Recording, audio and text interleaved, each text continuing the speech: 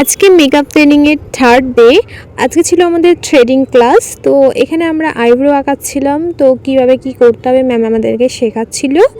তো এখানে সবার আইব্রোগুলো আঁকাচ্ছে, আমি এটা দেখে তো অবাক হয়ে যাচ্ছি। সবাই সবার মতো আইব্রো আঁকাচ্ছে। তো এগুলো করে আমরা সকালে ব্রেকফাস্টটা খেয়ে নিয়েছিলাম, রুটি সবজি দিয়েছিল, বাট আমি তো রুটি খাই না।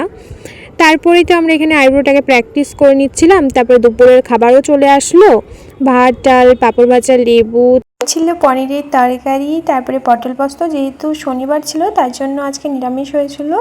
তো তারপরে আমরা খেয়ে নিচ্ছিলাম। আর যেহেতু সারাদিন বসেই থাকি না, এখানে অনেক গরমের মধ্যে কাজ টাজ করতে হয়, তার জন্য আমার মুখের চেহারা সত্যি এরকমই হয়ে যায়। তারপরে খাওয়া দাওয়া করার পর আমরা সবাই মিলে একটু ঘুরু ঘুরু করতে যাচ্ছিলাম। তো আমি যাওয়ার সময় একটা হেডফোন নিয়েছিলাম। তারপরে আমরা একটু যাচ্ছি, তারপরে আমি একটু ম্যাঙ্গো জুস খেয়ে নিয়েছিলাম।